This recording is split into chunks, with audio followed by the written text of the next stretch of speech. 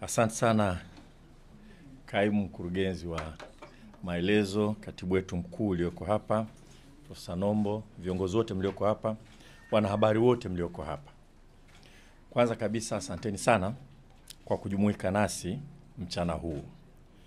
Tumepanga kuzungumza nanyi mambo kadhaa kuhusu sekta yetu ya elimu, hasa mambo makubwa ambayo yamefanyika na yatafanyika chini ya serikali ya awamu ya 6 inayoongozwa na Mheshimiwa Dr. Samia Suluhu Hassan. Mambo ni mengi na muda ni mfupi. Kwa nitajaribu kudadavua baadhi ya yale mambo makubwa ambayo tutakuwa tunajaribu kwenda nayo mbele.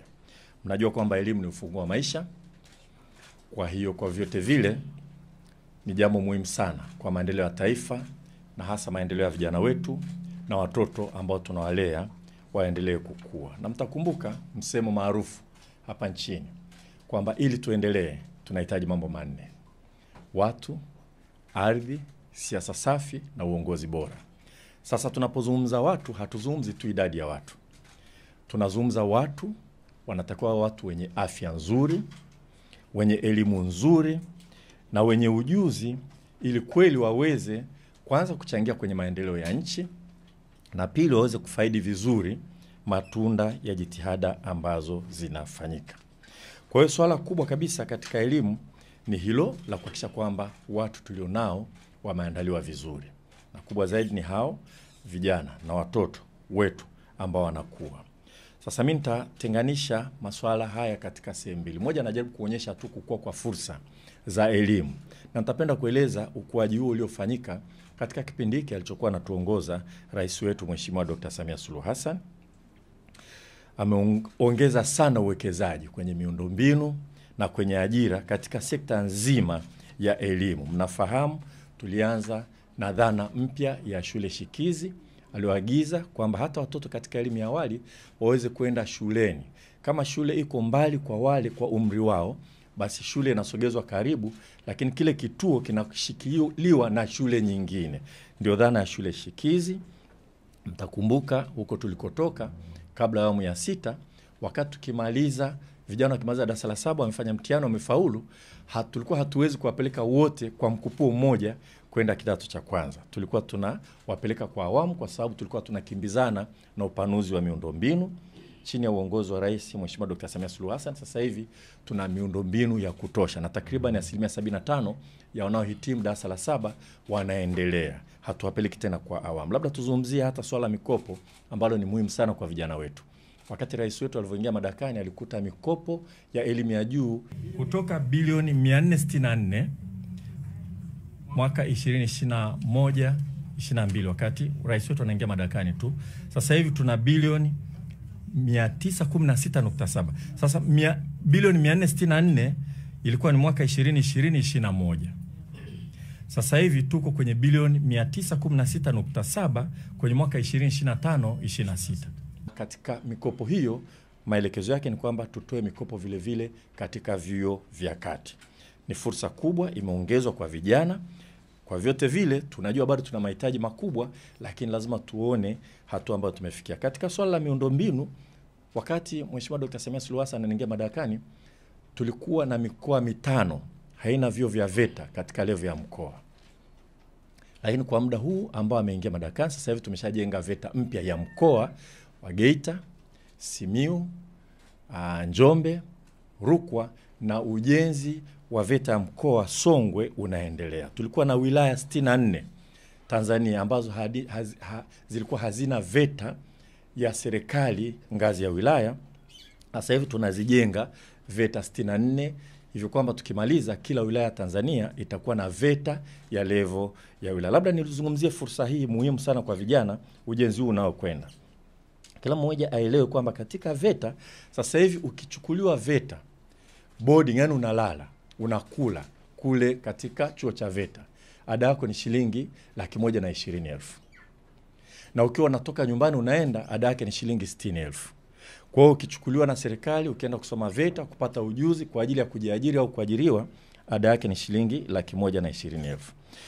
Sekondari za ufundi zimeongezeka, baadaye nitazungumzia, lakini vile vile tuna ujenzi mkubwa sasa hivi wa kitu kinachoitwa polytechnics. Polytechnics ni elimu ya ufundi ngazi ya juu, lakini sio chuo kikuu kama ilivyokuwa Daatech wakati ule. Sasa Daatech imekuwa ni elimu ya juu. Sasa hivi tumekamilisha ujenzi wa Polytechnics moja kule Dodoma, lakini tunaanza ujenzi wa Polytechnics nyingine Mwanza, Kigoma, Mtwara, Morogoro na Zanzibar. Na hizi nitazielezea baadaye tutazitumia vipi. Vile vile tunajenga campus na karibia tunakamilisha baadhi ya maeneo, yani resident campuses ya vyuo vikuu katika mikoa ambayo ilikuwa haina kampasi ya chuo kikuu cha serikali. Ukiacha chuo kikuu huria ambacho kina matawi kila mkoa. Sasa hivi kulikuwa na mikoa kama Tabora, kama Kigoma, kama Rukwa, kama Kagera, kama Lindi, ilikuwa haina kampasi ya aina yote ya chuo kikuu.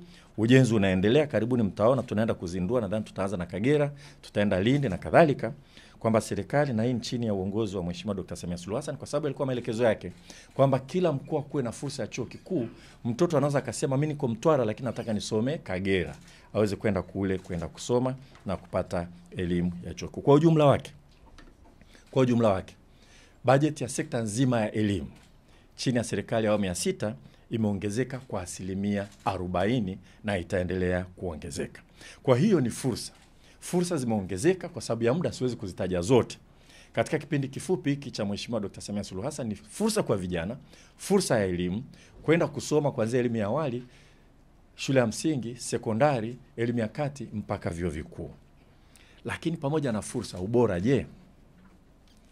Pamoja na fursa, ni kiasi gani elimu hiyo itakuwa inaakisi mahitaji halisi ya nchi, ya vijana, ya wahitimu? Mtakumbuka rais wetu wakati baada ya kuapishwa tu, hata mwezi hujapita, alikuwa na mkutano mmoja ulifanyika Ikulu Dar es Salaam. Na siku hiyo alizungumzia kila wizara. Ilikuwa inatangazwa live. Miwala alikuwa sio waziri wa elimu. Alielezea matarajio yake kwa kila wizara. Katika wizara ya elimu alisema nahitaji mageuzi makubwa ili elimu inayotolewa iweze kuakisi mahitaji ya kweli ya watu, hasa kuandaa vijana wetu kuweza kuajiriwa na kujiajiri kwa urahisi zaidi. Wengine mtakumbuka, nadhani ilikuwa tarehe 6 mwezi wa 3. Baada tu ya kuapishwa kwa rais wa Jamhuri ya Muungano wa Tanzania. Na siku anazindua sera hii ya elimu na mafunzo ambayo inaakisi yale maelekezo yake ambayo aliendelea kuyatoa hadharani na mengine aliyatoa kwa wizara na maelekezo yake. Wakati anazindua sera hii, alieleza mambo 3 makubwa yaliyochagiza yeye kutaka kuona mageuzi makubwa ya kihistoria ya elimu hapa nchini. Ya kwanza ni idadi kubwa ya vijana na idadi kubwa ya watoto, kwamba hawa ni hazina ya nchi yetu kubwa na ni muhimu, lakini lazima tuwekeze kwao, na sio tu kwa fursa za elimu, lakini elimu ambayo inaakisi hasa mahitaji, waweze kupata ujuzi unaohitajika, ili si tu hapa ndani ya Tanzania lakini dunia nzima iwe ni uwanja wa ajira kwa vijana wetu. Pili, alizungumzia utandawazi. Utandawazi unatoa fursa nyingi, lakini vile vile lazima tujiandae. Tukitaka kunufaika na utandawazi, lazima tuandae watu wetu waweze kuwa na ujuzi, waweze kuweza kushindana na wakazi wengine popote pale duniani, tuende pamoja. Na mwisho alizungumzia swala la teknolojia. Mfumuko mkubwa wa maendeleo ya teknolojia yanahitaji elimu yetu ibadilike kuweza kuakisi haya mabadiliko katika dunia. Alieleza hayo wakati anazindua sera yetu, na kwa kweli mageuzi yetu kwa kiasi kikubwa yanaakisi yale maelekezo yake. Sasa labda nieleze kidogo kwenye mageuzi ya elimu, mambo makubwa yaliyopo. Najua muda utoshi, tajitahidi twende kwa kituo. Mfumo wetu wa elimu wa sasa hivi unaweza kaita ni 7+4+2+3+. Yaani elimu ya msingi ya miaka 7, sekondari ya kati ya miaka 4, sekondari ya juu ya miaka 2, afu miaka 3 na kuendelea kwa elimu ya juu kwenda mbele. Hasa mfumo huu ulianza kutekelezwa hapa nchini kuanzia miaka ya 60. Kati ya mwaka 1965 mpaka 68, Mwalimu Nyerere alielekeza mabadiliko makubwa ya mfumo wa elimu hapa Tanzania, kutoka ule mfumo wa miaka 4 au miaka 8 miaka 12. Kulikuwa na miaka 4 unasoma, unaweza kumaliza, ni mwisho kabisa unaenda unatafuta kazi, unaendelea. Unaweza kaenda middle school, kaenda paka darasa la 8 au kaendelea mbele. Haya yalikuwa mabadiliko makubwa sana yalifanywa chini ya uongozi wa Mwalimu Julius Kambarage Nyerere. Utekelezaji wake ulikuwa ni mkubwa sana. Kwa maana hiyo ulitekelezwa kwa awamu, mkoa mmoja hadi mwingine, kuanzia mwaka 65 ukaendelea kubadilishwa mpaka 68.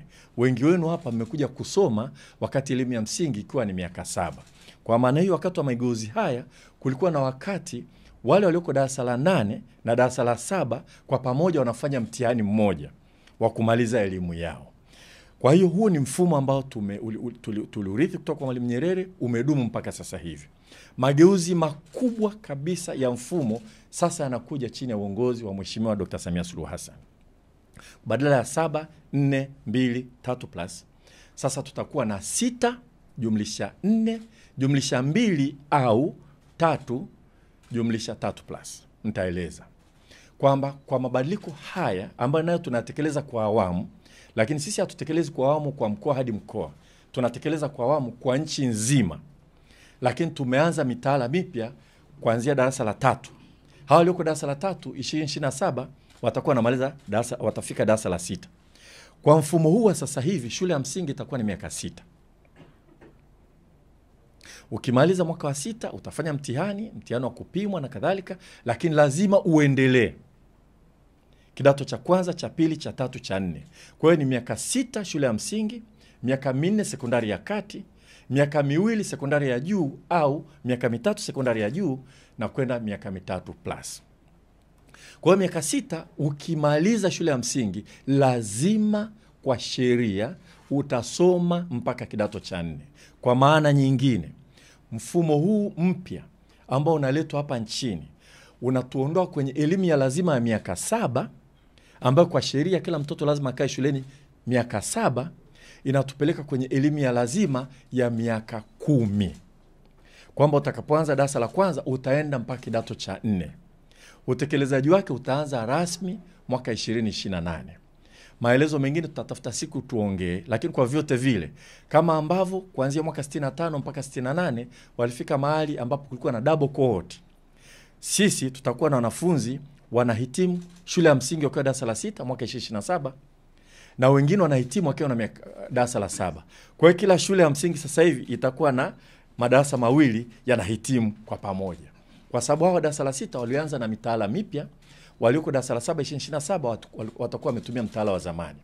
Wote watakuwa na hitimu. Kutakuwa na graduation darasa la 6 wanamaliza shule ya msingi na graduation darasa la 7 wanamaliza shule ya msingi, na wote lazima waendelee kusoma mpaka kidato cha 4. Inaitwa double cohort. Tutaendelea kufafanua vizuri tunajipanga vipi kuhakikisha kwamba tunatekeleza. Sasa umuhimu wa mabadiliko ni nini?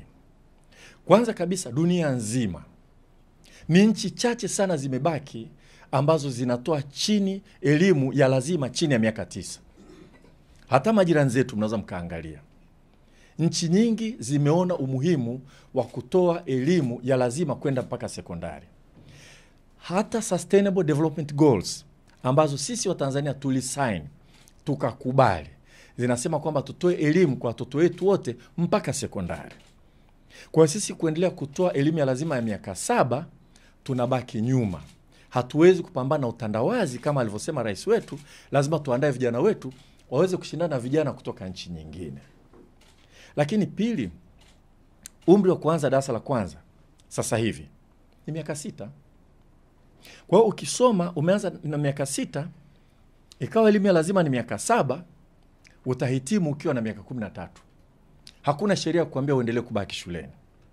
Mtoto wa miaka 13 akitoka hawezi kuajiriwa, hawezi kujiajiri.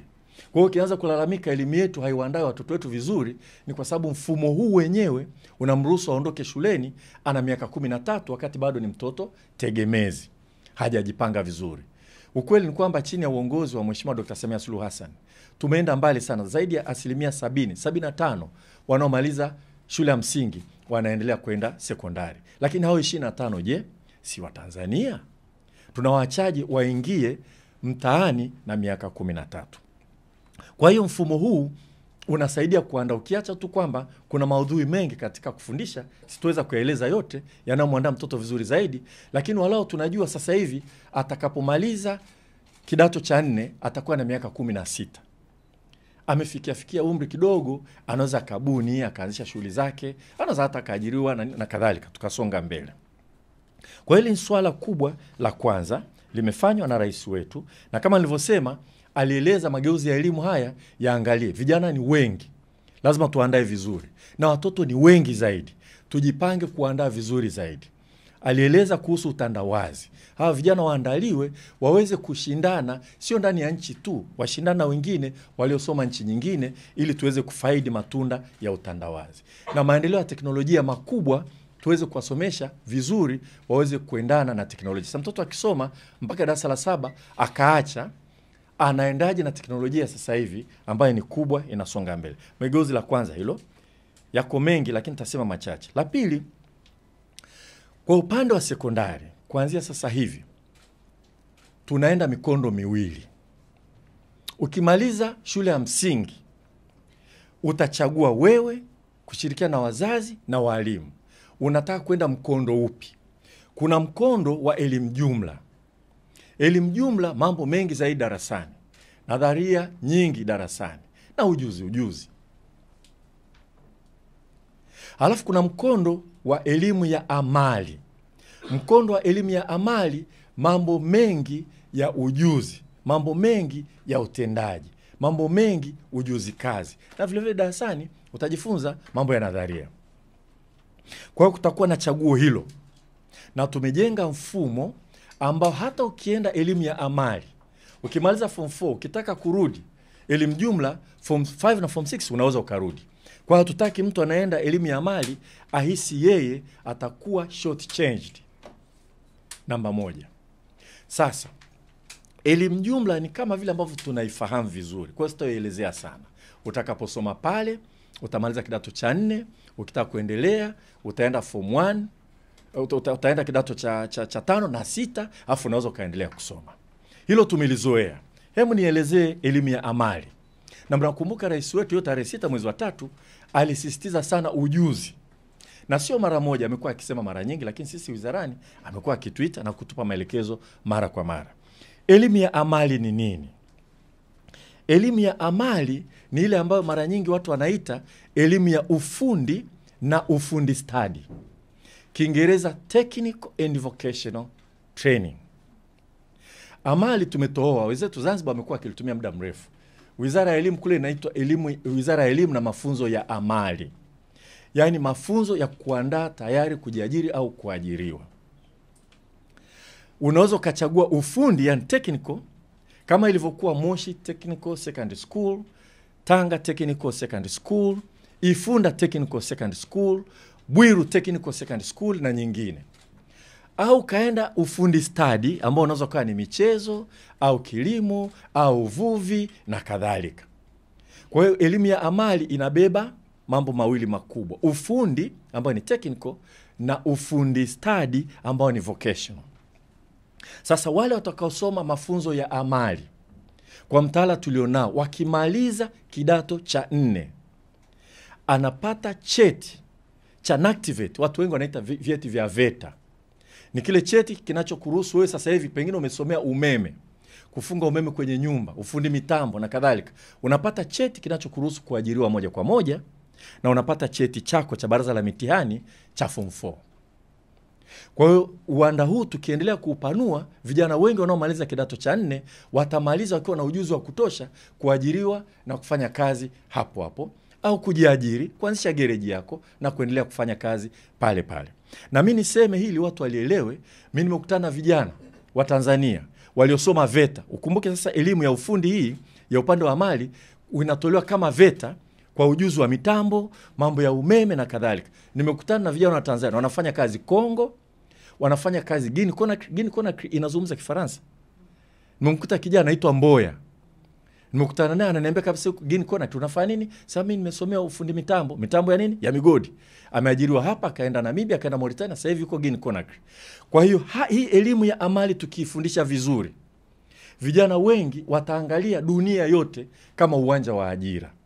Kwa watatafuta ajira hapa nchini, lakini na nje watapiganiwa. Kwa hiyo hatutaki tubaki nyuma. Kwa hiyo sekondari itakuwa na mikondo hiyo miwili. Sasa nimesema elimu jumla, ukimaliza kidato cha 4 unaweza kaenda form 5 na form 6 miaka miwili, afu unaendelea na elimu kama kawaida.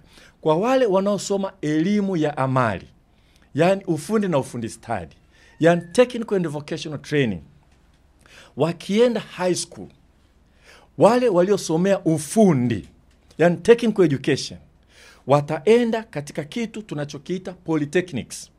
Hasa wengine mtakumbuka Dar es Salaam Institute of Technology zamani ilikuwa ni polytechnic, inaitwa DATEC.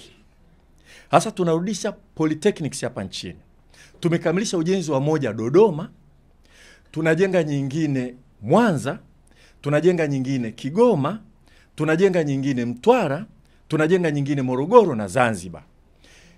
Hizo na Kagera VETA ile tunazo kaigeuza vile vile, kwa sababu ile VETA ya Kagera kwa kweli ni kubwa, inaweza kawa kama polytechnics. Kule ukitoka form 4 umesomea ufundi. Sasa sio ufundi stadi, ufundi. Tunataka uende kule ukasome high school, utapata cheti chako cha baraza la mitihani cha form 6, lakini utakaa miaka 3. Utatoka na diploma, utakuwa technician well qualified. Unaweza kaajiriwa mahali popote. Ufundi mitambo, ufundi umeme na kadhalika.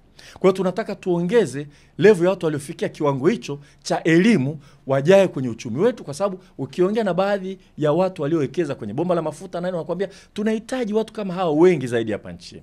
Kwa mara nyingi tuliacha diploma tukakimbilia kwenda kwenye degree. Kwa hizi polytechnics tunazozijenga hizi zitakuwa zinachukua wanafunzi wanaotoka kwenye shule za ufundi. Sasa hivi shule za ufundi tunajenga mpya 103 duru ya kwanza, tutaongeza nyingine, na hao wa ufundi watakwenda hizo polytechnics. Lakini kwa ufundi stadi mwingine tunaongea na sekta nyingine mbalimbali. Vyuo vya mifugo vinavyotoa diploma vitoe diploma na cheti cha form 6.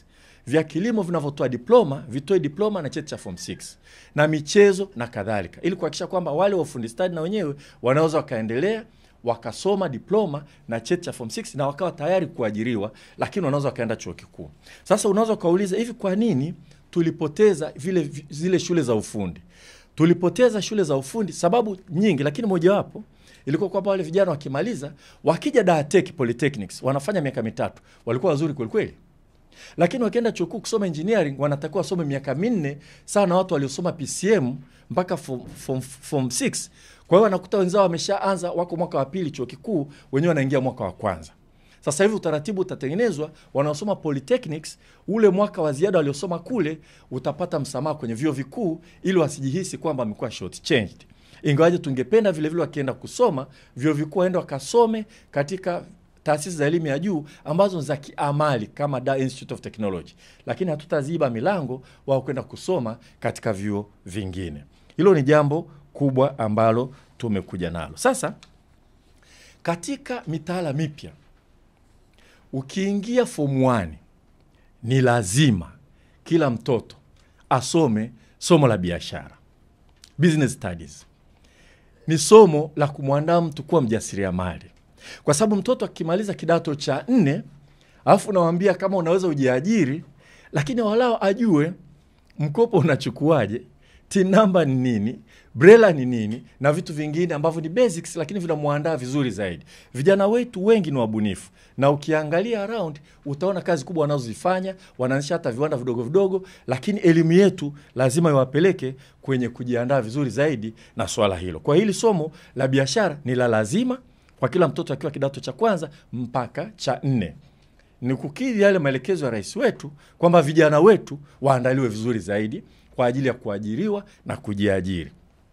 Somo la Kiingereza sasa hivi litaanza darasa la kwanza kwenda mpaka darasa la 6 wakati huo tunavyokwenda mbele, na kama ni shule ya English medium, Kiswahili kitaanza darasa la kwanza kwenda mbele kwa kisha wanasoma. Somo jingine ambalo sasa ni la lazima itakuwa ni historia ya Tanzania na maadili yetu. Watu nazungumza uzalendo, lakini vile vile kuelewa nchi yetu. Kuelewa hasa historia ya nchi yetu na kuweza kuielewa vizuri na kuitetea. Bila kufanya hivyo, tunahakika elimu inaweza kawa ni nzuri sana, lakini bila kujua tunatoka wapi, tuko wapi, tunataka kwenda wapi kama nchi, inaweza katupa matatizo. Hayo ni mambo machache ambayo nilikuwa nataka kuyaeleza katika mageuzi ya elimu. Yako mengi zaidi, labda kwenye maswali mtanipa fursa ya kudadavua na kufafanua. Kwa sababu yako mambo mengine, kwa mfano, tunaita kuchopeka maswala yanayoendana na digital education. Yamechopekwa kwanza kuandaa watu hata namna ya kufanya programming katika maeneo mbalimbali. Kwa sababu dunia sasa hivi inavyokwenda kule, bila kwenda kwenye digital education, tunaenda kwenye digital economy, tutashindwa move sana watu wengine. Sasa kuna swala moja muhimu sana. Hapa duniani tunatofautiana nchi na nchi, tunaangaliaga sana GDP, tunaangalia pato la nchi. Lakini ukiangalia vizuri sana, nchi zinasonga mbele zaidi kwa kuwekeza kwenye sayansi, teknolojia na ubunifu. Na elimu ambayo haiandai wanasayansi wa nchi, kwa kweli haiwezi kutuandaa vizuri kusonga mbele. Unaweza kuwa na mgodi wako, lakini huna teknolojia, huna sayansi ya kuendeleza. Huwezi kuwa na madaktari wazuri bila kuwa na wanasayansi wazuri. Kwa hiyo katika mageuzi haya na msukumo wetu, kuna emphasis kubwa sana imewekwa kwenye masomo ya sayansi. Kwa mfano, chini ya maelekezo ya rais wetu, kila mkoa imejengewa sekondari ya wasichana ya sayansi, na ameagiza zijengwe nyingine za wanaume kwa mikoa yote, ili kuhakikisha kwamba watu kweli wanasoma masomo ya sayansi. Lakini vile vile iligundulika vijana wengi wenye uwezo wa kusoma sayansi, wakifika form 6 anasoma PCM, anapata A3, lakini anaona mimi ngoja nikasome zangu biashara, hata kwenda kusoma sayansi kuna faida gani? Wao tumeweka vivutio, na rais wetu alituagiza akasema, nataka vijana hao wenye uwezo mkubwa sana kwenye sayansi wasomesheni moja kwa moja, sio kwa mkopo. Walipieni kila kitu na hela za kujikimu na laptop na nini, wasome sayansi ili wasiache. Sisi wizarani tulivyojadili tukasema usomeshaji wa namna hiyo unaitwa scholarship. Iko scholarship nyingi duniani. Kwa hiyo sisi tuliamua kuita Samia Scholarship. Tunatekeleza maelekezo yake ya kuwasomesha, na tumeita Samia kwa kuamua sisi wenyewe, kwa sababu scholarship zina majina zote. Hata ukienda Edinburgh kuna Nyerere Scholarship, sio hela za Nyerere, ni heshima tu kwa sababu alisoma kule. Kuna scholarship za Mandela, wala sio hela za Mandela. Kwa hiyo rais wetu alivyosema tuwasomeshe, wakimaliza form 6 wamefanya vizuri, mradi wakasoma masomo ya sayansi, tehama, hisabati, uhandisi au elimu tiba, vyuo vikuu vya ndani, tuwasomeshe, inaitwa Samia Scholarship. Tumekuwa tukitekeleza vizuri sasa hivi, na tumeona vijana wengi, watoto wengi wanapoingia kidato cha kwanza wanaanza kusema nitajipambanua sana kwenye hisabati na masomo ya sayansi, nitaenda kuchukua taasisi za sayansi ili nimpunguzie mzazi wangu mzigo, nikienda chuo kikuu nasomeshwa. Wengine wanatumia neno bure, kwa sababu utalipiwa tuition fees, utapewa na hela ya kujikimu, utapewa na laptop, unaendelea na kusoma. Kwa hiyo Samia Scholarship inatumika kama kivutio, vijana wenye uwezo wasome sayansi. Nimesema bila sayansi nchi haiendelee. Tutafanya mambo mengi sana, lakini tunahitaji wanasayansi. Na wanasayansi hao wengine wakisoma uhandisi sasa wakienda mbele, wao wana teknolojia. Tuna migodi, tuna kila kitu, hatuwezi kutegemea watu kutoka nje tu. Lazima tuandae watu wetu. Katika mrengo huo tumeamua kutoa Samia Scholarship Extended kwa baadhi ya field. Tunapeleka sasa hivi kwenye masters. Wakati fulani tulikuwa tunatafuta mtu wa kuangalia tume ya nguvu za atomi hapa Tanzania. Tukagundua wasomi wa maeneo hayo wamepungua sana, wakati sisi tuna uranium hapa Tanzania. Kwa hiyo tukaamua kwamba kuanzia sasa hivi ile tume itenge fedha kusomesha Watanzania katika level ya masters katika kitu tunachokiita Samia Scholarship Extended katika maeneo haya. Eneo jingine kubwa na muhimu ambalo kwa hakika dunia inaenda kwa kasi sana ni eneo hili wanaita akili unde, yani akili iliyoundwa. Artificial intelligence. Mambo ya data science na maeneo kama hayo. Dunia inaenda kwa kasi sana. Hata masuala ya usalama wa nchi, uchumi, banking, kilimo kinaenda kutegemea sana masuala ya akili unde. Tanzania tunafundisha, lakini tumeamua, rais wetu alishatuambia mapema kwamba baada ya kutekeleza kuwapa scholarship hapa, hebu jitahidini mchukue ile cream de la cream, yani wale the best of the best, wapelekeni nje wakasome. Wanasema tafuta elimu hata China, au sio? China yenyewe imeendelea, imepiga hatua kubwa zaidi, lakini napeleka wanafunzi wake wengi Marekani kusoma. Kwa nini? Sisi si bado? Kwa hiyo maelekezo ya rais wetu tuwapeleke na vijana waliofanya vizuri sana. Kwanza hiyo ni kivutio. Ukiingia form 1, unajua ukitaka wanasemaje, kupanda pipa kwenda majuu, soma vizuri kwa bidii, serikali itakupeleka nje. Kwa hiyo tumeanzisha kwa maelekezo yake scholarship maalum ya kuwapeleka vijana top kabisa kwenda kusoma nje. Tumechukua vijana 50. Sasa hivi wako Nelson Mandela African Institute of Science and Technology, iko pale Arusha. Ni chuo kikuu. Wamewekwa boot camp, yani kambi ya mafunzo ya kuandaa. Wanajifunza mambo mengi. Wengine wamaliza PCM lakini hawajachezea sana kompyuta. Wanapata fursa ya kufanya vile. Wanaandaliwa, wote watapelekwa kwenda kusoma nje kwa utaratibu wa serikali ambao sisi tumeamua kuita Samia Scholarship Extended, Data Science, Artificial Intelligence and Allied Sciences. Hata wakisoma cyber security, hata computer science wakasome.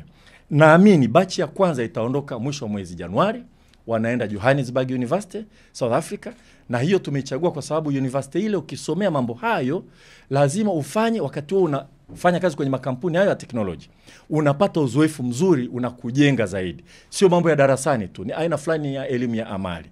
Alafu bachi ya pili nadhani itaondoka, itaenda Ireland mwezi wa 9, na kule kuna uzoefu mkubwa sana, makampuni makubwa ya teknoloji. Wakati unasoma unapata fursa ya kufanya kazi, unasoma unapata fursa ya kufanya kazi. Kwanza ukimaliza unapewa visa ya kukaa miaka 2 Ireland kuendelea kufanya kazi na kupata uzoefu. Kwa hiyo kwa upande wa Tanzania tumeanza kutekeleza maelekezo ya rais wetu. Tumejiandaa kuwapeleka vijana hao kwenda kusoma nje. Tumeanza na vijana 50. Tutaendelea mbele ya safari tunaendaje katika eneo hilo ili Tanzania tusibaki nyuma. Tunawafundisha wengine hapa nchini. Nelson Mandela pale wanafundisha. Kuna chuo cha Indian Institute of Technology, the best duniani, kinatawi pale Zanzibar. Tutapeleka baadhi ya Tanzania pale kwenda kusoma. Tutaendelea kujenga uwezo wa ndani, lakini tafuta elimu hata China. Na sisi tunaenda Ireland, tunaenda South Africa, tutaendelea kufungua maeneo mengine zaidi. Hasa ni upande huo wa sayansi na ni mambo mengi. Labda mtaniuliza, nitafafanua. Labda tuzungumzie kwa vijana wabunifu sasa hivi hapa Tanzania. Wanawezaje? Umebuni kitu kwa kutumia uwezo wako na teknolojia, unakwenda vipi? Unasaidiwa vipi? Sasa hivi kupitia COSTECH tumezindua mfuko ambao umeitwa Samia Innovation Fund, ambao unafanywa kwa kushirikiana na CRDB, na tunashukuru sana CRDB kwa kupartner na COSTECH. Sasa hivi tuna bilioni 2.3 kwa vijana wabunifu wanaotaka kuwa na ubunifu wao umefika mahali pa kuingia sokoni, watasaidiwa kuingia sokoni moja kwa moja. Tutaunganisha mfuko huu na zile fedha nyingine bilioni 200 za rais wetu, tuone namna gani tunaweza tukafanya interface vijana wengi zaidi waweze kufikia kule. Na tukumbuke hata scholarship za kwenda nje tunawapeleka ni vijana waenda kusoma nje. Tunataka vijana hao wapate fursa. Wajue kabisa ukitumia muda wako vizuri darasani, ukajitahidi, reward yako utakwenda kusoma nje, tunaamini utarudi hapa kuja kusaidia nchi yetu. Kwa hiyo Samia Innovation Fund ipo tayari, kuna beneficiaries, na tutaendelea kuweka fedha kwa kushirikiana na CRDB kuhakikisha kwamba vijana wanaokuja na ubunifu wanaweza wakasaidiwa, wakaingia sokoni, wakafanya biashara, wakapata fedha, watarudisha fedha hizo, watazalisha ajira. Tuna fursa nyingine tena kwa vijana kwenye wizara yetu. Inaitwa Tuzo ya Taifa ya Mwalimu Nyerere ya uandishi bunifu. Vijana wengi wanajaribu kuandika, wanataka kuwa kama Shaban Robert, kama Shafi Adam Shafi. Lakini walikuwa wakiandika miswada yao, namna kuhakikisha kwamba inauzwa, wapate faida, waishi kwa kutegemea vipaji vyao, ilikuwa ni ngumu sana. Sasa hivi serikali imeanzisha Tuzo ya Mwalimu Nyerere. Inatolewa kila tarehe 13 Aprili kwa jina la Mwalimu Nyerere. Ushindani unafanyika, mshindi anayeshinda anapewa milioni 10 cash. Halafu mswada wake unasaidiwa ili uweze kuchapishwa, uuzwe. Aone kwamba kazi yake inauzwa, inasomwa, na baadaye uko mbele ataendelea kupata faida ya kuendelea kuuza. Lakini fursa ni ya Mtanzania yote, lakini tulivyoona wanaofaidi sana ni vijana, ni fursa ya vijana. Kwa hiyo vijana vile vile wajue, wachangamkie. Labda nizungumzie masuala mengine machache kabla sijapokea maswali. Mnajua ndani ya siku 100 za tangu aapishwe rais wetu Mheshimiwa Dr. Samia Suluhu Hassan, moja kati ya ahadi alizotoa ni kwamba tutajenga partnership, industrial links kati ya vyuo vyetu na industries, maeneo ya uzalishaji na utoaji wa huduma. Sasa tutazindua sisi mpango kazi ili kuhakikisha kwamba azma ya rais wetu inatekelezwa. Mwezi Januari tutatangaza tarehe. Lakini tayari tumeanza kuweka mikakati. Kwa mfano VETA sasa hivi tayari imesign MOU. Yaani wewe kama ni pengine unashona nguo vizuri, unauza, watu wanaona, VETA inaingia kwenye partnership na wewe ili wewe na VETA mfanye kazi pamoja, vijana walioko VETA wajifunze kwako, na utapata nguvu kazi kidogo, lakini ujuzi wako utatumika kusonga mbele, kuhakikisha tunaenda mbele, tunazalisha zaidi. Zaidi ya hapo, kwa vijana tuna utaratibu wa kurasimisha ujuzi. Utakuwa kijana pengine alimaliza darasa 7, kwa sababu ya utundu na ubunifu wake ni mshonaji mzuri sana, na mnawafahamu wapo. Mwingine anatengeneza furniture nzuri sana, mnawafahamu wapo. Sio kwa kusomea, kwa utundu wake tu. Lakini sasa kama kuna nafasi ya tenda, ya kuweza kupata tenda serikalini au mashirika mbalimbali, wanamuuliza cheti chako kiko wapi? Sasa tuna utaratibu tumekuwa tukiufanya na tunaendelea na tutaukuza, wa kurasimisha ujuzi uliopo huko mitaani. Ukija chini ya VETA kuna utaratibu wake, watakuangalia kirahisi sana, wakishaona kazi unayofanya, wataalamu watapima, baadaye utapata cheti ili kufungua fursa ya kijana kupata kazi. Ni fundi mzuri, unajenga nyumba safi, watakupima ili baadaye kama kuna nafasi ya kazi au tenda ya serikali usije ukakosa, kwa sababu unaambiwa cheti chako kiko wapi. Unasema mimi na cheti cha form 4 cha ufundi kiko wapi? VETA ina utaratibu huo, watahakikisha kwamba unaweza ukarasimisha kazi hiyo. Kwa hiyo kwa vijana wote Tanzania, nataka kuambia kwenye masuala ya elimu, kwa maelekezo ya rais wetu, kwa kweli sekta imejipanga sana kwenda mbele. Imejipanga sana kwa walioko mitaani kama anavyosema kurasimisha. Imejipanga vizuri sana kwa walioko mitaani ambao wanakuja na ubunifu. Imejipanga sana walioko mitaani ambao wanapenda kuandika, wanataka waweze kupata maisha yao vyovyote vile. Imejipanga sana kwa vijana wengi ambao wanasoma sasa hivi, na hasa vijana wadogo hawa, watoto ambao wanakuwa watahitaji ajira. Mimi niseme hili kwa serikali yetu na nimsemee rais wetu, ni ngumu sana kufanya maamuzi mazito kama haya ya mageuzi ya elimu, ambayo matunda yake hayaonekani siku hiyo hiyo uliofanya mageuzi. Yanachukua muda. Kwa mfano, tangu wazindue sera hiyo, ndio tunasema elimu ya lazima miaka 10 tutaanza kutekeleza kuanzia mwaka 2028. Sasa kwa mwanasiasa anayetaka kuangalia tu makofi hapo hapo na kesho kuna nini watu washangilie, itakuwa vigumu sana, utapata kigugumizi kufanya mageuzi haya ambayo ni ya gharama kubwa sana. Kwa mwanasiasa anayejali nchi yake na kuangalia vizazi vijavyo, akijua kabisa uwekezaji huu mkubwa na fedha nyingi atakaoziweka hapa, matunda yake yataonekana baadaye, pengine wakati wa shamaliza na uongozi wake, wengine ndio watakuja kupigiwa makofi. Kwa yeye kufanya maamuzi, kusimamia mageuzi haya makubwa kabisa ya elimu, tangu wakati wa Mwalimu Nyerere alivyofanya mwaka 65 mpaka 68, rais wetu kwa kweli anastahili maua yake, tumpongeze. Na sisi ambao ametupa majukumu, tutajitahidi kwa kadri ya uwezo wetu kufanya kazi hii kulingana na maelekezo yake. Na sisi tunaahidi kwa Watanzania wote, hasa kwa vijana, hata watoto na wazazi na watoto wenu katika sekta ya elimu, na mnisikie vizuri, yajayo yanafurahisha. Tumedhamiria tunaboresha elimu yetu.